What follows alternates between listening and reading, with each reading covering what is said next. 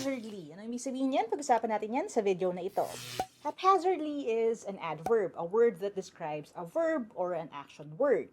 And kapag haphazardly ginagawa ang isang bagay, ibig sabihin di maingat, careless. Yung basta-basta na lang. Walang plano or method or sistema.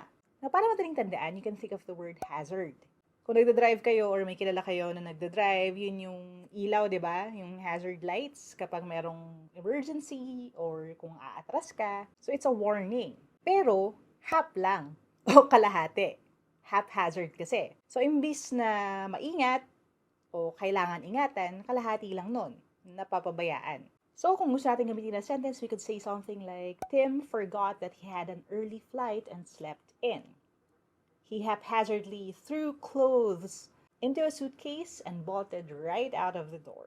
Nakalimutan daw ni Tim na may maaga siyang flight at tinanghali siya ng gising. Kaya basta-basta niya na lang na binato yung kanyang mga damit sa kanyang suitcase. At nagmadali siya palabas ng kwarto. Note that yung haphazardly describes the way or the manner na thinrow ni Tim yung mga damit niya sa suitcase. Alright, that's the resource of the day. Para hindi nyo makalimutan, gamitin nyo na sentence, comment nyo sa baba, and don't forget to follow me for more.